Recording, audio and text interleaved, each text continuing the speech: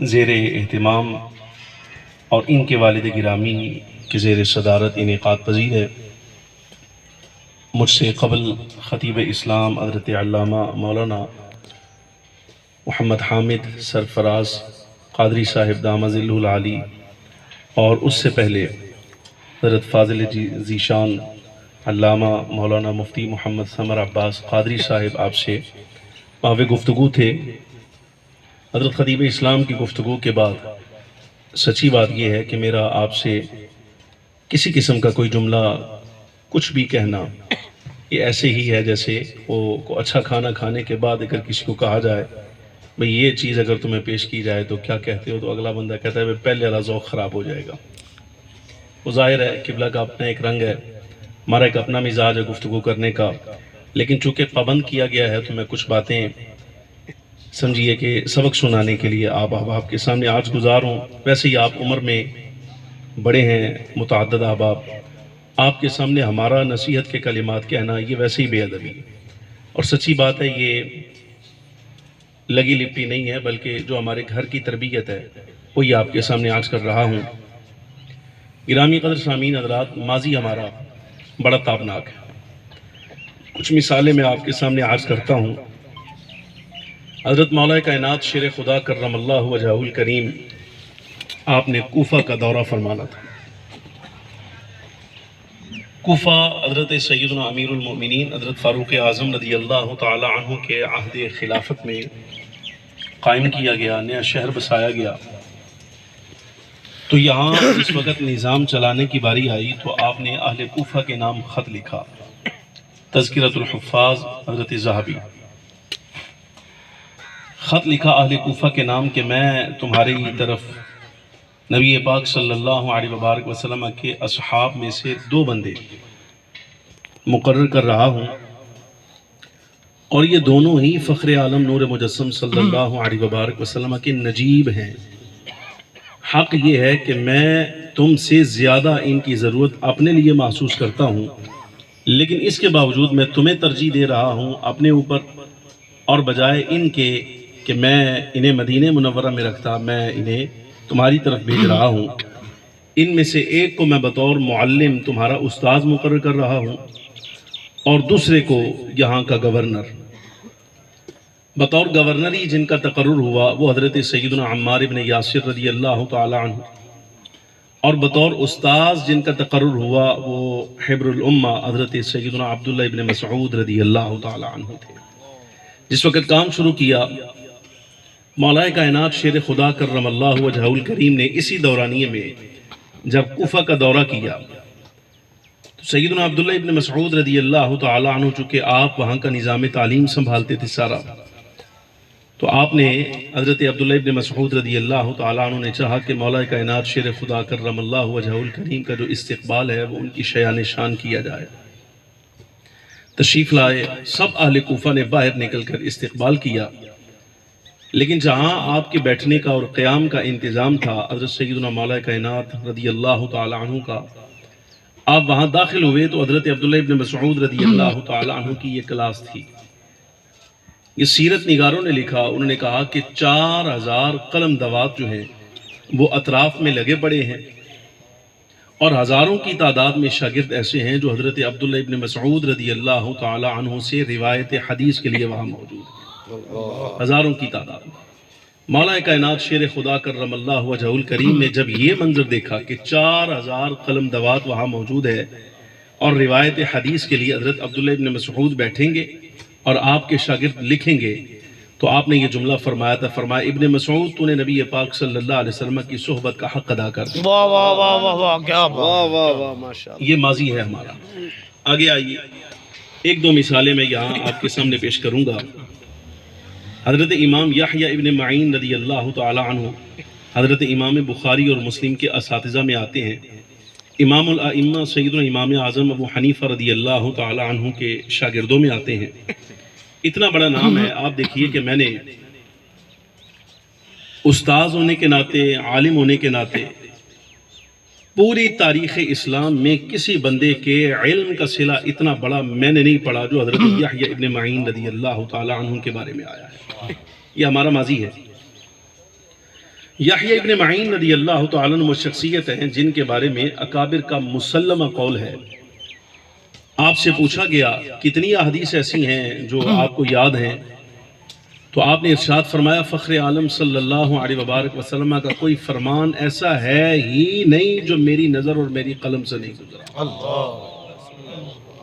یہ بہت بڑا حصر ہے جو حضرت سیدنا یحییٰ ابن معین رضی اللہ تعالی عنہ نے فرمایا کہ سرکار کا کوئی فرمان ایسا ہے ہی نہیں جو میری نظر اور میری قلم سے نہیں گزرا، بلکہ تبصرہ کرنے والوں نے یہاں تک کہا کہ سیدنا آدم علیہ السلام سے لے کر نبی پاک صلی اللہ علیہ وبارک وسلم تک جتنے انبیاء کرام علیہم السلام کا تذکرہ ملتا ہے اور جو فرامین ان کے آگے منقول ہیں، کسی ایک نبی کا کوئی فرمان ایسا نہیں ہے جو منقول ہو اور یحییٰ ابن معین کی نگاہ سے نہ گزرا۔ یہ ہمارا ماضی ہے پڑھنے کے لحاظ سے۔ آج جو حال ہے وہ آپ کو بتانے کی ضرورت نہیں ہے، وہ مساجد کا نظام دیکھ کے پتہ چل جاتا ہے۔ یہ دیکھنا چاہیے، ہم بھی اس چیز کو دیکھ رہے ہیں، آبزرو کر رہے ہیں کہ مسجد کا امام خطیب جو ہے وہ ممبر اور محراب پر بیٹھا ہے اور سامنے سننے والوں کی تعداد ہے ہی کوئی نہیں، 2-4 بزرگ افراد ہیں جو سننے کے لیے آئے ہیں، باقی نماز کے وقت آ جائیں گے اور جائیں گے سب سے پہلے، آئیں گے سب سے آخر میں اور جائیں گے سب سے پہلے۔ اس کا مطلب یہ ہوا کہ ہم یہ کہنے پر مجبور ہیں کہ جس مسجد کے اندر خطیب صاحب کو سننے کے لیے عوام نہیں جا رہی، سچی بات یہ ہے، اس کا اقرار کرنا چاہیے کہ وہاں کے خطیب صاحب، وہاں کے امام صاحب عوام کو نبی پاک صلی اللہ علیہ وسلم کی شریعت سکھانے میں ناکام ہیں۔ اعتراف کریں اس بات، اور اعتراف اس لیے کریں تاکہ آئندہ احوال درست ہو جائیں۔ میرے والد گرامی، میں وہ بات میں مکمل کروں گا حضرت یحییٰ ابن معین کی۔ جب میں نے جمعہ پڑھانا شروع کیا تو دورہ پڑھنے کے بعد مجھے والد گرامی نے اجازت دی، اب جمعہ پڑھا۔ اس سے پہلے والد گرامی اجازت نہیں دیتے تھے، وہ کہتے تھے پنجابی میں فرماندے سن کہ اے پیراں دی اولاد جس ویلے بولنا سیکھ جاندی ہے نا تے اے پڑھنا چھڑ جاندے، تو پڑھ۔ جب پڑھ کے فارغ ہوا تو دورہ حدیث میں جمعہ پڑھانا شروع کیا۔ ایک ہفتہ پوری تیاری کرتا تھا جمعہ پڑھانے کے لیے، ظاہر ہے وہ دور اور تھا 2014 میں۔ تو جس وقت میں نے اس چیز کو محسوس کیا، 2-4-5 جمعے گزر گئے کہ سننے کے لیے لوگ تو آتے ہیں بڑی بات میں، اور اس وقت تقریر کا اختتامیہ ہوتا ہے، میں جمعے سے جا کر موضوع کا انتخاب کرتا ہوں، پورا ہفتہ تیاری کرتا ہوں، پھر جا کے جمعہ پڑھاتا ہوں، تو سننے کے لیے کوئی نہیں آتا۔ تو میں نے اپنے والد گرامی سے شکایت کی، میں کہ جی میں جمعہ نہیں پڑھا، لوگ سنتے ہی نہیں۔ تو مجھے فرمان لگے بیٹے ایسے نہیں سننا آن گے، ہاں یہ ہے کہ جمعہ پڑھاؤ، جمعہ پڑھانے کے بعد جب عربی خطبہ پڑھ چکو تو اقامت سے پہلے بس اتنا کہہ دیا کرو بھئی جلدی آیا کرو، جلدی آیا کرو، اتنا ہی جملہ۔ اور آپ یقین جانیے یہ 2 جملے میں نے ایسے پلے باندھے، آج بھی میری یہ ڈیوٹی ہے۔ وہ تو پہلے والا تو ختم ہو گیا، بس جلدی آیا کرو، اس لیے کہ اب مالک کا اتنا فضل ہے، وہاں جہاں سننے کے لیے آتا ہی کوئی نہیں تھا، اب میرے جانے سے بھی گھنٹہ پہلے 2 مسجد کے حال فل ہوتے ہیں کہ چلو یہاں کچھ سننے کو ملے گا۔ یہ حال ہے، فرق پڑتا ہے، 10 سال کا عرصہ گزر گیا، ایک جملہ آج تک نہیں چھوڑا، وہ یہ ہے کہ اقامت بیٹھ کے سماعت کرنا، اقامت بیٹھ کے سماعت کرنا، اور موقع آنے پر 2-4 بندوں کو جن کو ڈانٹنا پڑا وہ بھی ڈانٹ دیا، یہ بھی مسئلہ بھی ہوا، ایسے حالات بھی آئے۔ لیکن بہرحال وہ جو والد گرامی کا ایک جملہ تھا نا، بھئی تیاری کر، اور تیاری کرنے کے بعد یہ کہا کرو کہ بھئی جلدی آیا کرو، میں تمہارے لیے تیاری کر کے آتا ہوں، میں وقت تمہارے لیے دیتا ہوں، میں اپنی جو محنت میری جتنی ہے وہ ساری کی ساری تمہارے لیے ہے، تم نہیں آؤ گے تو پھر میرے پڑھنے لکھنے کا کیا فائدہ۔ اچھا بہرحال آپ ماضی دیکھیے گا، حضرت امام یحییٰ ابن معین رضی اللہ تعالی عنہ، مطلب میں نے آپ کو بتا دیا روایت حدیث میں، جس وقت وصال کا وقت قریب آیا تو آپ سفر حج پر تھے۔ مدینہ منورہ میں جس وقت زیارت کرنے کے لیے نبی پاک صلی اللہ علیہ وبارک وسلم کے حرم اقدس کے پاس گزرے تو یہاں اللہ رب العالمین جل وعلا کیا سمجھیے کہ فیصلہ، اور عمر تمام ہوئی، فیصلہ یہاں آیا، حضرت یحییٰ ابن معین رضی اللہ تعالی مدینہ منورہ میں وصال فرما گئے۔ کمیونیکیشن سسٹم، تعارف ایسا نہیں تھا جیسے آج ہے، یعنی ممکن ہے میرے آنے سے پہلے آپ مجھے جانتے ہوں، نوری صاحب کو میں ملنے سے پہلے جانتا ہوں، میری ان کی پہلی ملاقات منڈی بہاؤدین میں ایک تقریر کے دورانیے میں ہوئی ہے، جو میرا حافظہ مجھے یاد ہے، اس سے پہلے کوئی ملاقات نہیں۔ قبلہ کے ساتھ ملاقات، اور سمجھیے کہ مفتی سمر عباس صاحب سے ملاقاتیں بعد میں ہوئی، تعارف پہلے تھا، اس لیے کہ وہی سوشل میڈیا اور جتنے ذرائع ہیں ہمارے ہاں تعارف کے وہ سارے کے سارے موجود ہیں، ہم بھی دیکھتے تھے۔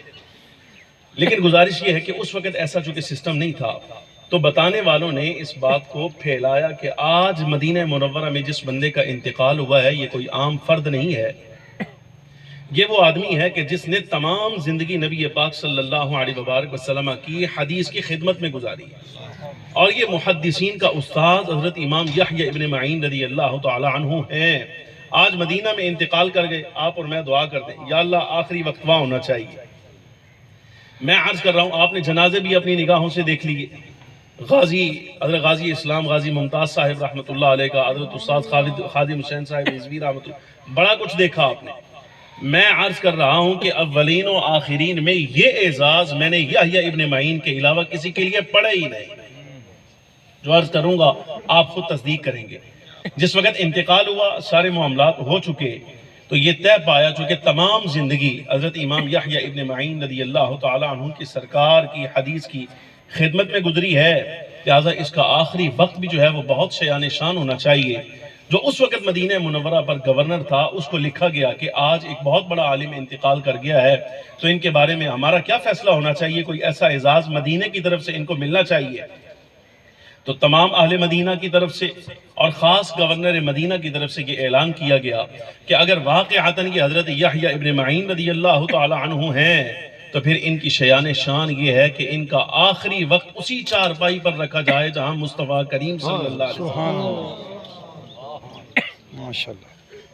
یہ تاریخ اسلام کا وہ واحد آدمی ہے کہ فخر عالم نور مجسم صلی اللہ علیہ وسلم کے وصال ظاہری کے بعد جس چارپائی پر نبی علیہ السلام کا جسد مبارک رکھا گیا اور وہاں سارے معاملات طے پائے، اسی تخت پر اور اسی چارپائی پر نبی پاک صلی اللہ علیہ وبارک وسلم کے بعد جن کا جنازہ اٹھایا گیا ہے وہ حضرت یحییٰ ابن معین رضی اللہ تعالی عنہ، اور یہ سارا کا سارا دینی خدمت کی وجہ سے تھا۔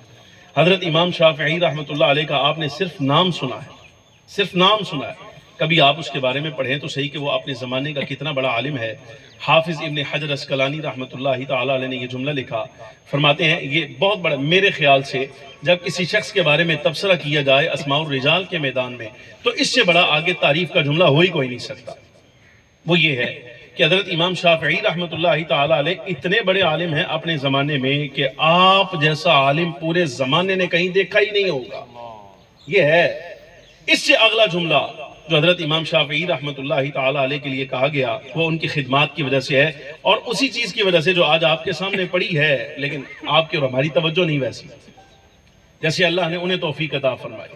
یعنی وہی نصاب جو اس وقت آپ پڑھ رہے ہیں اس طرح مربوط صورت میں اس وقت تو نہیں ہوگا، چونکہ ہم تو بہرحال ان کے سمجھیے کہ فیض یافتہ ہیں اور ان کے ہم خادم ہیں، اور ان کی وجہ سے، ان کی محتاجگی کی وجہ سے، ہم ان کی محتاجگی کی وجہ سے سمجھیے کہ یہاں تک آئے ہیں کہ آپ نے یہاں تک ہمیں بٹھا دیا۔ گرامی قدر حاضرین، امام شافعی رحمۃ اللہ علیہ کے بارے میں یہ تبصرہ علماء علم اسماء الرجال کا ہے۔ انہوں نے کہا کہ امام شافعی اپنے زمانے کا اتنا بڑا عالم ہے، تعریف کا ایک جملہ تو یہ ہے کہ زمانے نے ان جیسا کوئی نہیں دیکھا ہوگا، لیکن کہنے والوں نے یہ کہا کہ خود امام شافعی نے بھی اپنے جیسا کوئی دوسرا عالم کوئی نہیں دیکھا ہوگا۔ خدمات کی وجہ سے امام نووی کو آپ پڑھتے، مجھے اس بندے کے ساتھ قلبی طور پر، حالانکہ یہ مسلکن شافعی ہے، قلبی طور پر بڑی محبت۔ کس وجہ سے؟ آپ دیکھیے کہ کل 46 برس عمر ہے اس بندے کی، ٹوٹل 46 برس عمر ہے۔ حضرت امام نووی رحمۃ اللہ علیہ کی شادی نہیں کی، زمانہ طالب علمی کے اندر دیکھا گیا، آپ کے بارے میں لکھا، آپ کا حالات لکھنے والوں نے کہا کہ زمانہ طالب علمی میں حضرت امام نووی رحمۃ اللہ علیہ 2 سال تک مسلسل آپ کے ہم جماعت کسی فرد نے آپ کو نہیں دیکھا کہ اپنی کمر جو ہے وہ زمین پر لگائی۔ اللہ، سمجھ آ رہی کوئی نہیں؟ یعنی آپ 2 سال طالب علم اب کیسے گزرے گی؟ دیوار کے ساتھ ٹیک لگانی، کچھ اونگ آئی اور اس کے بعد پھر بیٹھ گئے اور مسلسل مطالعہ پڑھنا، یہ زمانہ طالب علم، دور طالب علمی پڑھنے کا یہ انداز ہے۔ جس وقت کسی نے پوچھا، کسی طالب علم نے کہا کہ نووی اپنی ذات پر اتنا ظلم کرتے ہو، اتنا ظلم کرتے ہو یار، کچھ خیال کیا کرو، تھوڑا سا آرام کر لیا کرو۔ رات ایک بندہ مینوں آندا ہی کہ تواڈے پٹھے کمزور ہو گئے نے، اس وجہ تو تواڈی جڑی نا طبیعت فریش نہیں رہندی، بھائی تدریس تم نے کرنی ہے، فتویٰ تم نے کرنا ہے، تقریراں تے تو جا رہے ہیں، پروگرامات تو جا رہے ہیں، سارے کام ہی کیتی جا رہے ہیں۔ میں نے ان سے کہا، میں نے کہا یار جوانی ہے، میں نے کہا چلو جتنا کام ہو سکتا ہے، لوگ کہتے ہیں بھائی اس کا عقیدہ ٹھیک ہے، دوسرا ہے سادات میں سے، تو چلو اگر میرا نسب اور عقیدہ دونوں ٹھیک ہو کر کسی کا کام آ جاتے ہیں تو مجھے کیا واہ مسئلہ واہ ہے؟ واہ شاہ جی، واہ شاہ جی، واہ واہ، میں سبحان نے اللہ۔ جواب دیا، میں نے کہا بھائی نسب ہے یہ اللہ کا فضل ہے، اب رب العالمین صلی اللہ علیہ نے یہ بھی فضل فرمایا ہے، عقیدہ لوگوں کے کہے پر ٹھیک ہے، وہ کہتے ہیں بھئی اس کا نظریہ ٹھیک ہے، تو اگر میرے ٹھیک نظریے سے کسی کو فائدہ ہوتا ہے تو اپنی طبیعت کی خیر ہے، جانا چاہیے۔ آپ کیسے سفر کرتے ہیں وہ سارے کے سارے معاملات، یہ میرا سمجھیے کہ یہ ریکارڈ ہے، میں رات شہر سے باہر کہیں بھی ہوں، اگر صبح لاہور پہنچنے کا میرا امکان ہے تو ایسی صورت میں میں نے صبح لاہور پہنچ کر دارالعلوم نعیمیہ میں پہلی کلاس میری مشکات المصابیح کی ہوتی ہے جو میں نے پڑھانی ہے، جلالین پڑھانی، اصول الشاشی پڑھانی ہے، فلسفہ، یہ سارا کچھ پڑھا کر لیا، لیکن کس وجہ سے ہوا، یہ ممکن کیسے ہوا؟ ایسے بزرگوں کے حالات کو پڑھ کر امام نووی رحمۃ اللہ علیہ کو جس وقت ہم جماعت نے کہا کہ نووی اپنی ذات پر ظلم ایسے کیوں کرتے ہو، تو آپ نے فرمایا کہ یار جو کام میں کرنا چاہتا ہوں نا مجھے ڈر لگتا ہے اگر میں سو گیا نا تو میرا کام رہ جائے گا۔ اور کام کیا ہے؟ آج آپ دیکھیے گا کہ حضرت امام نووی رحمۃ اللہ تعالی علیہ کا پورا، امام شافعی رحمۃ اللہ علیہ کا پورا مذہب جس بندے کی تحقیق پر کھڑا ہے وہ آخری محقق حضرت امام نووی رحمۃ اللہ تعالی علیہ کی ذات والا سے کہا۔ واہ شاہ جی، یعنی امام واہ شاہ جی۔ نووی اگر پورے مذہب شوافی کی تنقیح نہ کرتے تو شاید ہو سکتا ہے شافعی کہلانے والے ان کے بعد آ کر شافعی کہلانے والے کبھی بھی اپنے مذہب کے راجح اور مرجوح اقوال کی تمیز نہیں کر سکتے تھے۔ یہ سارا کا سارا کریڈٹ حضرت امام نووی رحمۃ اللہ علیہ کا ہے۔ تقویٰ کتنا اعلیٰ یہ بھی سنیے گا۔ حضرت امام نووی رحمۃ اللہ علیہ دمشق میں رہتے تھے اور بسا اوقات بیت المقدس کے بھی قریب ہوتے تھے، لیکن آپ وہاں سے کھانا نہیں کھاتے تھے۔ میں کچھ کہنا نہیں چاہتا، حضرت خطیب اسلام نے بڑے سری لفظوں میں آپ کے ساتھ باتیں کر دی ہیں، میں کہنا نہیں چاہتا، بجائے اس کے کہ میں آپ کو کہوں بھئی اچھا نہیں لگتا کہ آپ مصلی امامت پر کھڑے ہوں اور نماز پڑھانے کے بعد آپ کسی مقتدی کی دکان پر بیٹھے ہوئے نظر آئیں۔ واہ، سمجھ آ رہی کہ نہیں آ رہی؟ میں اشارتاً میں نے بات کر دی ہے، ورنہ بہت ساری چیزیں ہیں، یہ آپ کا منصب آپ کو اجازت نہیں دیتا۔ کیا کیا کسی دکاندار کی دکان پر آپ کھڑے ہو جائیں یا جناب والا اس کے پاس روٹی کھانے کے لیے بیٹھ جائیں، نہ کبھی نہیں۔ میرا ریکارڈ ہے، 10 سال مرید بھی ہیں، بڑے لوگ ہیں، کہتے ہیں کہ اور روٹی کھوائی، ریکارڈ ہے۔ حالانکہ دعوت قبول کرنا یہ نبی پاک صلی اللہ علیہ وسلم کی سنت ہے، لیکن جس زمانے میں ہم جی رہے ہیں اس سنت کی ادائیگی میں الزام تراشی کا بھی، الزام آنے کا بھی جو ہے وہ اندیشہ ہے، الزام دکانہ دے بیٹھ کے روٹیاں کھانا ہے۔ سمجھ آ رہی کہ نہیں؟ اب بات میں وزن رہے وہ سارے معاملات کا لحاظ رکھنا پڑتا ہے، کبھی نہیں کیا۔ یہ کہاں سے آیا یہ بھی سن لیجئے، امام نووی رحمۃ اللہ علیہ۔ بھئی نووی تمہیں کبھی دیکھا نہیں گیا، تم یہاں روٹی نہیں کھاتے، یہ جو گندم جو کی روٹی ہے تم نہیں کھاتے۔ حضرت امام نووی رحمۃ اللہ علیہ نے فرمایا جس شہر میں رہتا ہوں ان کے بارے میں مجھے معلوم ہوا ہے ان کے مال میں آمیزش ہے، اللہ اکبر، ان کے مال میں آمیزش ہے، یعنی خالص حلال نہیں ہے۔ اب وہ معلوم ہے، اب جب معلوم ہے کہ ان کا مال خالص، تمہیں کیسے معلوم ہوا؟ کہا یہ جس انداز پر زمین ٹھیکے پر دیتے ہیں یا اناج لیتے ہیں جو ان کے کاروباری طریقہ کار ہے نا، میں اس سے اتفاق نہیں کرتا۔ نبی پاک صلی اللہ علیہ وسلم کی شریعت کے مطابق ان کے لیے اجازت نہیں، لیکن یہ پھر بھی کرتے ہیں۔ اب مجھے ڈر ہے، یہ جملہ سنیے گا، امام نووی رحمۃ اللہ علیہ نے فرمایا مجھے ڈر ہے کہ ان کا کمایا ہوا کوئی ایک لقمہ حرام میرے اندر اتر گیا تو اللہ نے جو صفا رکھی ہے وہ ساری کی ساری ضائع ہو جائے گی، ایک لقمے سے ضائع ہو جائے گی۔ تو کرتے کیا تھے؟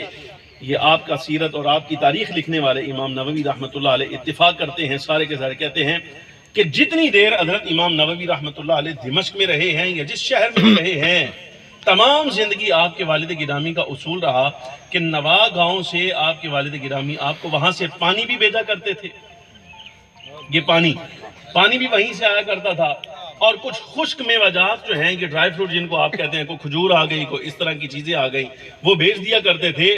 پورے دن رات میں حضرت امام نووی رحمۃ اللہ علیہ اسی پانی کو استعمال کرتے تھے اور اسی وہ تھوڑا بہت کھانا جو ہے وہ اسی کو استعمال کر کے گزارا کرتے تھے، صرف اس لیے کہ شہر والوں کی کمائی ٹھیک نہیں، اگر کھا لیا تو ممکن ہے جو اللہ نے فضل فرمایا وہ ضائع ہو جائے سارا کا سارا۔ یہ احتیاطیں ہم نے حضرت امام نووی رحمۃ اللہ تعالی علیہ سے وصول کی ہیں۔ بے شمار مثالیں گرامی قدر حاضرین، حضرات علماء کرام ایسی ہیں، آپ یقین جانیے یہ ہم اپنا سمجھیے کہ آپ کی توہین سمجھتے ہیں کہ اس جگہ پر بیٹھ کر، اونچی جگہ پر بیٹھ کر، سچی بات ہے کہ ہم آپ کو تلقین کریں، آپ اس منصب پر نہیں ہے کہ ہماری طرف سے آپ کو تلقین آئے، لیکن اس کے باوجود بہرحال ہم ضرورت محسوس کر رہے ہیں، اس لیے کہ جو آؤٹ پٹ نیچے سے آنی چاہیے، نادرہ پڑھانے کی بات قبلہ نے کی. 10 سال ہو گئے ہیں، صبح مشکات پڑھاتا ہوں، رات جو ہے وہ الف با تا سا جیم ہا وہ خود اللہ ماشاء اللہ. اساتذہ کا حکم تھا، کوئی شان کمی نہیں. سویرے اڈی لمبی کتاب رکھ کے 6 حاشیے حل کر کے مشکات جو ہے وہ سامنے رکھ کے پھر پڑھاتا ہوں. لیکن اس کے باوجود کبھی حد تک عزت محسوس نہیں کی کہ یار سویرے مشکات پڑھانا لا، جلالین پڑھانا لا. اردو کتاب کو ہاتھ لگانا حرام سمجھتے ہیں. یہ آپ کے لیے عرض کر رہا ہوں، آپ پڑھے لکھے میدان کے لوگ ہیں تو اردو کتاب کو ہاتھ لگانا سمجھیے کہ حرام سمجھتے ہیں. یہ شروحات جیسے حل کر لی جاتی ہیں، یہ وہ اس طرح کے معاملات نہیں کرتے. ایک شرح جو ہے وہ سامنے رکھی ہوتی ہے. میں مثال ایک آپ کو سناؤں، شاید ہو سکتا ہے آپ کی طبیعت خوش ہو جائے. حدیث پڑھا رہا تھا کتاب الجنائز کی مشکات کی، تو نبی پاک صلی اللہ علیہ وسلم کا فرمان حضرت ابن عباس رضی اللہ تعالی عنہما سے آیا. نبی علیہ السلام نے ارشاد فرمایا کہ جس کے 2 نابالغ بچے اس دنیا سے انتقال کر گئے، ادخلہ اللہ بہما الجنہ، اللہ تبارک و تعالیٰ ان 2 کی وجہ سے اس کو جنت میں داخل فرمائے. سبحان اللہ. ام المومنین سیدہ عائشہ صدیقہ رضی اللہ تعالی عنہا، میرا نسخہ اس وقت موجود نہیں تھا، میں نسخہ بھی نہیں بدلتا، نسخہ بھی اپنا ہوتا ہے. اگر نہ ہو کسی وجہ سے میں نہ لا سکوں تو یہ نہیں ہے کہ طالب علم سے کتاب سامنے رکھی اور پڑھانا شروع کر دیا، ایسا نہیں کرتا. وہ پھر وہ 5-6 سال جو ہو گئے پڑھاتے ہوئے، وہ حافظے پر جو کچھ ہے اسی سے گزارا کرتے ہیں. حضرت ام المومنین سیدہ عائشہ صدیقہ نے عرض کیا، یا رسول اللہ جس کے 2 نہ ہوں، ایک بچہ انتقال کیا ہو. سرکار نے لفظ خاص استعمال فرمایا ہے فرط ان کا. اس حدیث مبارکہ میں فرط کا معنی ہوتا ہے پیش رو، پہلے جا کے انتظامات کرنے والا. بہرحال سرکار نے جس وقت فرمایا 2 ہوں، حضرت ام المومنین صاحبہ نے عرض کیا، یا رسول اللہ صلی اللہ علیہ وسلم کسی کے 2 نہ ہوں، 1 ہو تو پھر کیا حکم؟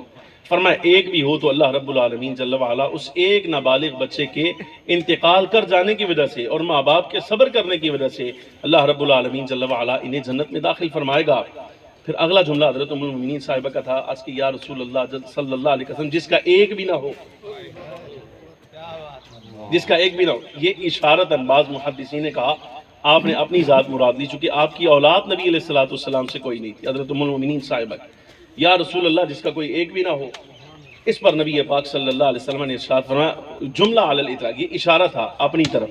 ویسے وہ جو جملہ لفظوں میں حضرت ام المومنین صاحبہ نے کہا اس میں کوئی ایسی بات نہیں. وہ آپ نے علی الاطلاق پوچھا کہ حضور جس کا کوئی نہ ہو اس کے بارے میں کیا حکم؟ فرمایا جس کا کوئی نہ ہو اس کو بخشوانے والا میں جو ہوں، مشکات المصابیح، اس کا میں جو ہوں. اور ساتھ نبی علیہ السلام نے، اب یہ تجربہ تھوڑا سا سنیے گا جو اس سال ہوا 5 سال کے بعد، ہر مرتبہ کوئی نہ کوئی نئی بات نکل آتی ہے. وہ بچہ ترجمہ کر رہا تھا. میری عادت ہے قراءت وہ کرتے ہیں، میں سماع کرتا ہوں، سنتا ہوں. یہ قراءت اور سماع حدیث پڑھانے کا ایک طریقہ کار ہے. یا سماع شاگرد کرتے ہیں یا استاد سماع کرتا ہے، یہ دونوں طریقے جائز ہیں. تو بچے نے ترجمہ کیا نا، جس وقت میں زبانی سن رہا تھا تو لن یصابوا بمثلی کے لفظ آئے.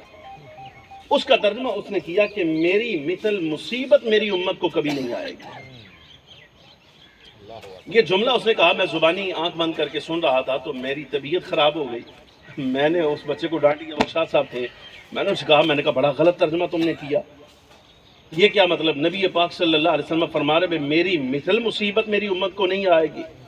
میں نے اس کو ڈانٹا کو 2-4 سخت لفظ بولے کہ کلاس میں وہ تم پڑھتے نہیں، تم دیکھتے نہیں، تم حل نہیں کرتے، یہ وہ. کہاں سے دیکھ کے آئے؟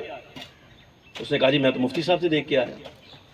مفتی احمد یار خان صاحب نہیں رحمۃ اللہ علیہ نے یہ جملہ لکھا ہے. میں نے کہا ہو ہی نہیں سکتا مفتی صاحب نے جملہ لکھا. شاہ جی تو الزام دے رہے ہیں، یہ مفتی صاحب پر تمہارا الزام ہے، مفتی صاحب ایسا جملہ نہیں کہہ سکتے.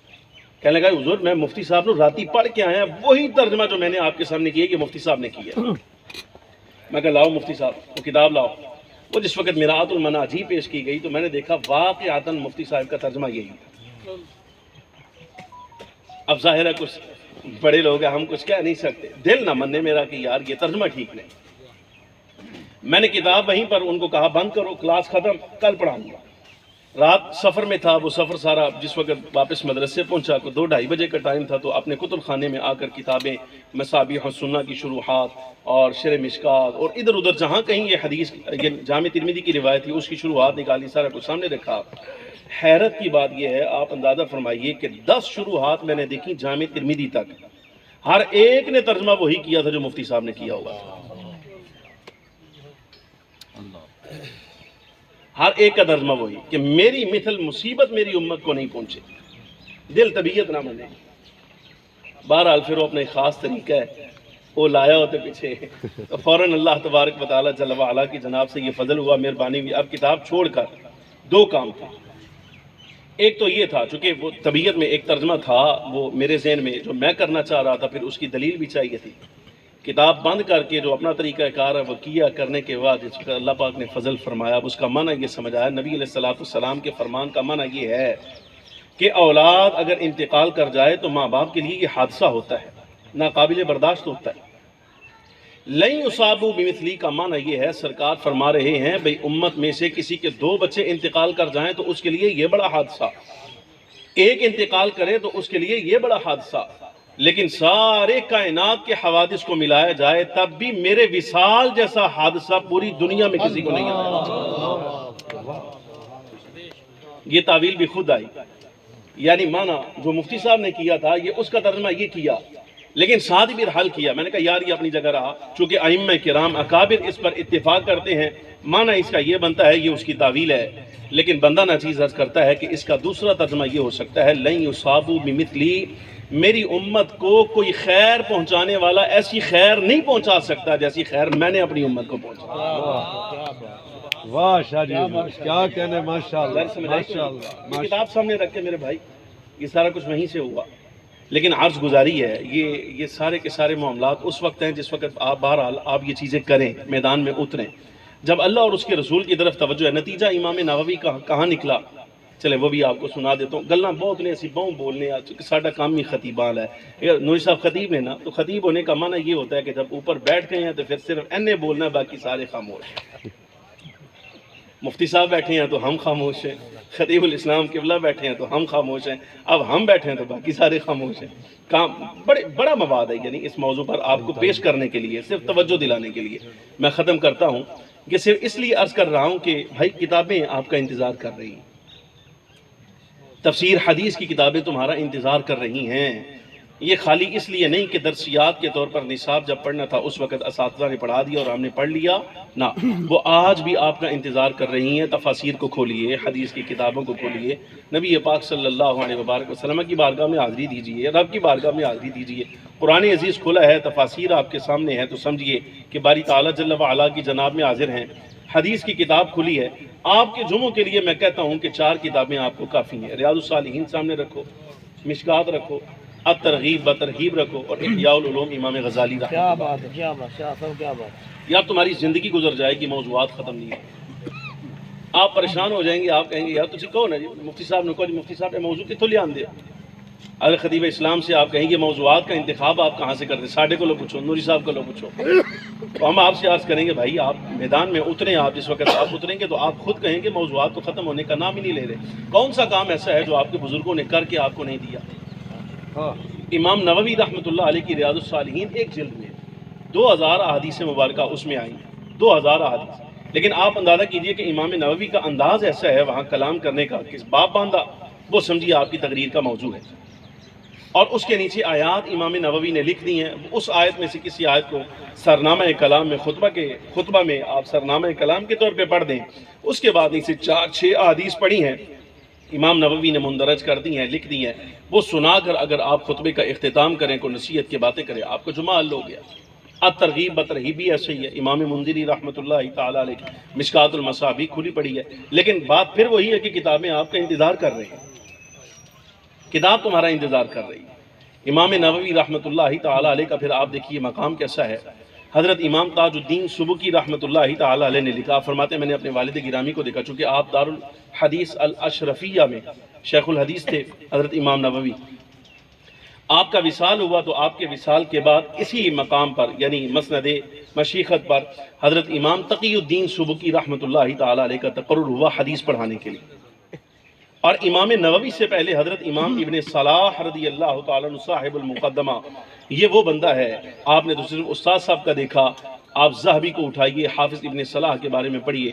ابن صلاح کے بارے میں امام ذہبی نے لکھا جس وقت امام کا جنازہ اٹھایا گیا تو بادشاہان وقت جو ہیں وہ دھکے کھا رہے تھے کہ کہیں حضرت امام کے جنازے کو ہاتھ لگانے کا موقع مل جائے تو یہ ہمارے لیے اعزاز کی بات ہوگی.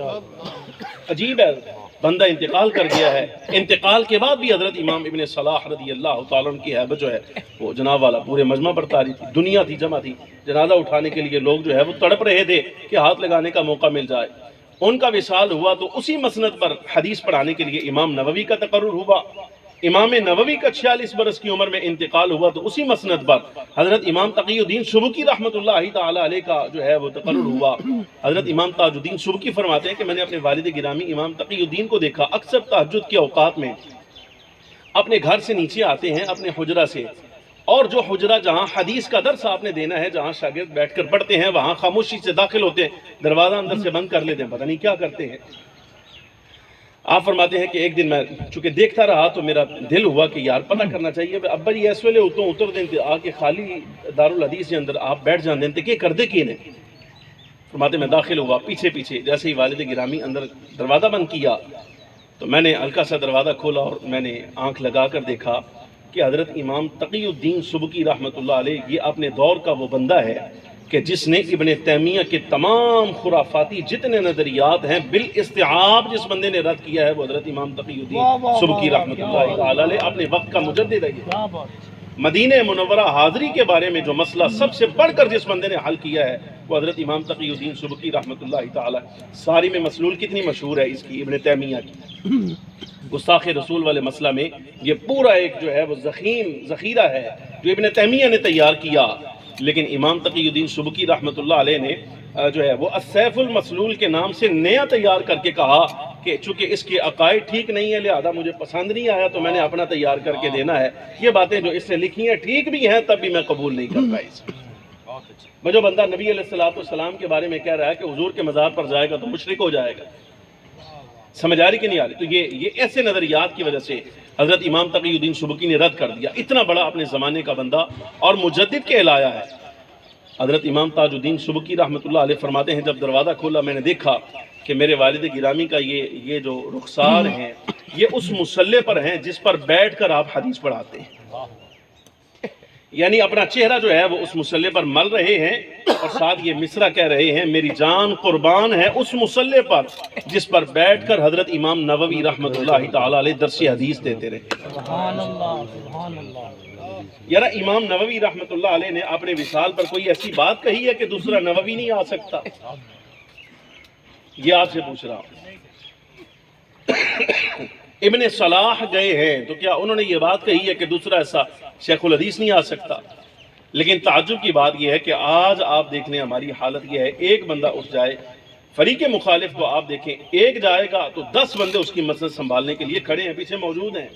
ہمارا چلا جائے، اگرچہ شرف ملت رحمۃ اللہ علیہ نے یہی فرمایا کہ یہ مسئلے کے حق اہل سنت و جماعت کی حقانیت کی دلیل ہے کہ ہمارا ایک جاتا ہے پیچھے اس کی مسجد سنبھالنے والا ویسا دوسرا نظر نہیں آتا۔ شرف ملت اس کو مسئلے کے حق کی حقانیت کی دلیل بناتے ہیں، لیکن اس کا مطلب یہ تو نہیں ہے کہ پیچھے ان جیسا کوئی نظر نہ آئے تو چوری یار ان کا کام آگے بڑھانے والا بھی تو کوئی ہونا چاہیے، کوئی نہیں ہونا چاہیے۔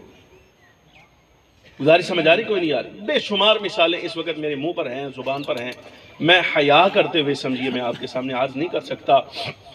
یہ ضروری نہیں ہے کہ اگر آپ مفتی سمر عباس صاحب کو دیکھ رہے ہیں تو آپ بھی مفتی سمر عباس صاحب جیسے بن جائیں۔ گزارش سمجھ آ رہی کہ نہیں آ رہی؟ یعنی یہ کوشش نہیں، آپ نے خطیب اسلام کو سنا ہے تو آپ کہیں کہ میری تقریر کے اندر بھی اثر ویسا آ جائے جیسے حضرت خطیب اسلام جیسا ہے۔ اب نوری صاحب جیسا گلا میرے پاس کوئی نہیں، جتنا گلا ان کا ہے میرے پاس نہیں، لیکن بہرحال اس کا مطلب یہ نہیں ہے کہ اگر میرے پاس گلا ایسا نہیں ہے تو زین العابدین بات کرنا چھوڑ جائے گا، پڑھنا چھوڑ جائے گا، میدان چھوڑ جائے گا۔ میدان نہیں چھوڑتے۔ بہرحال یہ مسلک ہمارا ہے، ہم نے اسے لے کر آگے چلنا ہے۔ اور یہ آخری بات پر میں اختتام کر رہا ہوں، یہ نوری صاحب کے بلارے میں نے ابھی تک ان سے بات نہیں کی، جو کام آج آپ نے کیا ہے نوری صاحب تواڈے تو پہلے لاہور دا جڑا کور کمانڈر جی ایک ہفتہ پہلے کام کر کے گیا، یہی بات یعنی علماء کو اکٹھا کر کے وہی بات جو مفتی صاحب نے آپ سے کہی، میں اندر بیٹھا سن رہا تھا کہ جناب اس وقت قوم ملت تمہارے پیچھے ہے۔ جتنا بڑا منصب والا کوئی بندہ کیسا بھی ہو جمعے کے دن بیٹھے گا آپ کے سامنے آ کر زمین پر، کچھ نہیں، کوئی اس کے لیے مسند نہیں ہے، اس کا دفتر ہوگا تو وہ وہاں ہوگا جہاں وہ بیٹھتا ہے، لیکن جب جمعہ پڑھنے کے لیے مسجد میں داخل ہوگا تو تمہارے سامنے زمین پر ہی بیٹھے گا۔ لیکن بات یہ ہے کہ جو لوگ اپنے آپ کو تمہارے سامنے زمین پر بچھا چکے ہیں تم نے ان کو کیا دیا ہے؟ اللہ اللہ تم نے ان کا عقیدہ ٹھیک کر دیا ہے، عمل ٹھیک کر دیا ہے، تم بتاؤ نا تم نے کیا کیا ہے؟ یہ وہ آ کر کہہ کر گیا، اس نے کہا کہ جی آج آیا اس لیے ہوں کہ جو تمہارے پاس ہے وہ ہمارے پاس ہے۔ اللہ اکبر یہ اس کے لفظ ہے۔ میں تقریر ایسی سنتا نہیں، لیکن مجبوراً 1 گھنٹے کی تقریر میں نے اس کی پوری صرف اس لیے سنی کہ اس نے کہا کہ ہم چاہتے ہیں کہ عوام ہمارے ہم آہنگ ہو جائے، عوام ہمارے ہم آہنگ ہو جائے، جتیاں نہ مارن جائے، اتنا سرمایہ تسی کھا جاندے ہو، اتنا تسی کھا جاندے ہو، فلانا تواڈے کول ہے، فلانا تواڈے کول ہے، ساڈے کول کی ہے، سمجھ آ رہی کہ نہیں؟ تو اس نے کہا یہ باتیں سوچ کر دنیا جو ہے وہ ہماری مخالف ہو جاتی ہے۔ میں اسی کو جملے کو آگے بڑھا رہا ہوں کہ جناب والا دنیا آپ کے پاس ہے، عوام آپ کے پاس ہے۔ میں سچی بات ہے، میں دل سے کہہ رہا ہوں کہ جس مسجد میں مثال کے طور پہ لاہور سے آپ مجھے بلائیں، میں یہاں آ جاؤں تقریر کرنے کے لیے اور سامنے اتنی عوام بیٹھی ہو جتنے ابھی آپ مثال کے طور پر تشریف فرما ہیں، تو بہرحال مجھے اپنے آپ میں رہنا پڑے گا، اپنے گریبان میں جھانکنا پڑے گا، آپ میں باہر نہیں ہونا چاہیے، اے نہیں سوچنا چاہیے سارے مین سنن آئے، یہ سارے مجھے نہیں سننے آئے، اس لیے مجھے آپ کہاں جانتے ہیں؟ سچی بات یہ ہے کہ آپ سارے جاننے والے ہیں نوری صاحب کے، بھائی اب یہ آپ کی یعنی مفتی سمر عباس صاحب کی، خطیب اسلام کی، اور میری ذمہ داری ہے کہ جس مسجد میں میں تقریر کرنے کے لیے بیٹھا ہوں میں وہاں کہوں تو صحیح کہ جتنے سننے کے لیے آئے ہیں یہ امام صاحب کے بلائے ہوئے ہیں، بھائی یہ ان کے ہیں، لیکن آپ سے بھی گزارش ہے یار آپ لے کر بھی تو آئیں، آپ ایسے لوگوں کو لائیں بھی تو صحیح نا، آپ نے اتنی دور سے ہمیں بلا لیا سننے کے لیے، یہ مجھ سے شکوہ کیا، آپ سے تھوڑا پیچھے کچھ 4-5 جو ہے وہ اچھے ذمہ دار علماء کرام ہیں، تقریر میں نے کی تو وہاں میں نے کہا کہ سچی بات ہے یہ مجمع میرا نہیں ہے، یہ انہی امام صاحب کا ہے جنہوں نے بلایا ہے، یہ ان کا ہے۔ بعد میں انہوں نے کہا کہ یارہ کیڑے لفظ تو کہنے اے باقی کیوں نہیں کہندے؟ وہ ہر بندہ نامبر آدمی وہ کہتا ہے میرے نام تے آئے، میرے نام تے آئے، میرے نام تے، یار آپ اتنی بات کہہ دیں گے، میں اب اپنے جیسے لوگوں کو جو ممبر پر بیٹھتے ہیں آپ نہیں بٹھایا ہمیں، تو اتنا کہنے میں کوئی حرج تو نہیں ہے کہ کہہ دیا جائے کہ جناب والا یہ جتنے اکٹھے کیے ہیں حضرت صاحب نے اکٹھے کیے ہیں، یہ ان کے بلائے ہوئے ہیں، اگلے کی حوصلہ افزائی ہو جائے، ہم نے وہاں سے چلے جانا ہے، لیکن جب تک وہ زندگی میں بیٹھا رہے گا وہ جتنے لوگ سننے کے لیے آئے ہیں نا وہ سارے کے سارے یہ سوچتے رہیں گے کہ یار واقعی ہمارے ایمان میں کچھ ہے کہ اتنا بڑا بندہ یہ بات کہہ کر گیا ہے کہ جناب انہوں نے بلایا، کیا بات کیا بات کیا بات یہ ساری باتیں بہت ساری ہیں، میں آج کر رہا ہوں اسا بہوں بول رہا صاحب بیٹھن گے گھنٹہ ڈیڑھ اہل آلن گے خطیب اسلام، بڑا آسان ہے یعنی یہ باتیں آپ کے ساتھ کرنا۔ سچی بات پھر وہی ہے کہ ہم اپنے آپ کو اہل نہیں سمجھتے کہ ہم آپ کو تلقین کریں، لیکن گزارش ہے کہ اپنی عوام کو اکٹھا کرنا عقیدہ حق اہل سنت و جماعت پر، یہ جتنی ہماری ذمہ داری ہے اتنی آپ کی بھی ہے، یہ ضروری نہیں میں مناظر اسلام کوئی نہیں، سچی بات ہے اقرار کرنا چاہیے اس بات کا، ہاں سر تے پہ دے تو پھر میدان نہیں چڑھی، مناظرہ کبھی کیا نہیں، لیکن اب سر پہ جو پڑ گیا ہے تو وہ پھر ٹھیک ہے، اب پڑ جو گیا ہے تو پھر پورا اتریں گے، ہم کریں گے کام، جو نہیں کیا وہ بھی کر کے دکھائیں گے، سمجھ آ رہی کوئی نہیں آ رہی؟ تو یہی حال جناب والا آپ سے بھی ہماری گزارش ہے، جو کام نہیں کیا دین کے بارے میں آپ، ضروری نہیں کہ وہ مفتی سمر عباس صاحب نہیں کرنا ہے، علامہ نوری صاحب نہیں کرنا ہے، یا خطیب اسلام نے کرنا ہے، وہ کچھ آپ نے اور میں نے بھی کرنا ہے، اور ہر سطح کا کرنا ہے۔ نادرہ پڑھانے کے لیے باہر سے کوئی بندہ نہیں رکھنا پڑے گا، یا یہ انتظار نہیں کرنا پڑے گا کہ میری اولاد میں سے جو چھوٹا بچہ ہے یہ تھوڑا سا بڑا ہوگا تو یہ نادرہ پڑھا لیا کرے گا، میں جمعے کی تقریریں کروں گا، نہ، یہ سارے کام ہم نے خود ہی کرنے۔ میرے ابا جی منواندے سن، چونکہ وہ 400 سالہ پیچھے تاریخ ہے، میری نسبت آپ کو بتا دی گئی کہ میں آپ کا بڑا قریب کا یہاں سے رہنے والا ہوں، بلکہ یہیں سے وہاں گیا ہوں ڈیوٹی کے طور پر، تو 400 سال کے بعد اللہ پاک نے یہ فضل فرمایا کہ بندہ ناچیز جو ہے وہ اس میدان میں اترا کچھ خدمت کے لیے۔ مجھے یاد ہے والد گرامی کا وہ جملے، مجھے کہتے تو نہ پڑھیا تو میرا بڑا نقصان ہو جانا، تو نہ پڑھیا تو میرا بڑا نقصان ہو جانا، میں بچہ سا میں کیا سمجھا نقصان میرے نے کہا تھا نقصان، اب یہ میرے دل میں بھی آئے، میں نہ پڑھا تو کوئی مسئلہ نہیں، میں اپنی اولاد کو پڑھا لوں گا، جو کمی میرے میں رہ گئی ہے میں اپنی اولاد میں پوری کر لوں گا، یہ اس وقت دل میں آتی تھی، لیکن جس وقت میدان میں اترے ہیں تو اب وہ والد گرامی کا جملہ آج ذہن میں آتا ہے، بس جو کرنا ہے اسی آپ ہی کرنا ہے، جو کرنا ہے آج کرنا ہے، وہ اس وقت فرمایا کرتے تھے تو نہ پڑھیا، اگر تو سوچیں گا کہ میں اپنی اولاد کو پڑھا لاں گا تو گل 50 سال اگے چلی جانی ہے، تو میں 50 سال کی میں ویکھنے، اور وہ یہ کہا کرتے تھے مجھے، اللہ انہیں زندگی عطا فرمائے صحت کاملہ کے ساتھ، وہ مجھے اس وقت تربیت کے لیے کہا کرتے تھے کہ میری گال سن، وہ زمانہ چلا گیا کہ جس ویلے صورت دیکھ کے لوگ مرید ہو جاندے سن، ہن اگوں نہیں ہونا، ہن مرید اے حال ہے، آپ احباب بھی تو ہے نا، اب آپ نے تو دیکھنا ہے کہ پیر صاحب آیات کتنی پڑھتے ہیں، احادیث کتنی پڑھتے ہیں، اور کتنا کلام کرتے ہیں، کیسے شریعت پر ان کو دسترس ہے، مہارت ہے، نہیں ہے، اس کے بعد آپ نے کسی کے ہاتھوں میں ہاتھ دینا ہے، اگر پیر ہوئے گونگا वाह نہیں سمجھ آئی میں دعا بھی کرے تے آواز منہ چوتے نہ نکلا نماز پڑھائے تو 2 رکعتاں دے اندر سورہ اخلاص پڑھ چھڑے بس وہ پڑھ نہیں سکتا سمجھ آئی تو پھر آپ جیسے بندے 2 ہاتھوں میں ہاتھ دے کر بیعت نہیں ہونے لگے یہ والد گرامی اس وقت کہا کرتے تھے وہ ظاہر ہے ان کی تربیت کی باتیں اس وقت کی آج کام آ رہی ہیں ساری باتیں سمجھ آ رہی ہیں میرے ایک شاگرد نے مجھے بیٹھ کر کہا وہ بڑا لائق تھا بلکہ اللہ اس کو سلامت رکھے صاحب حضوری تھا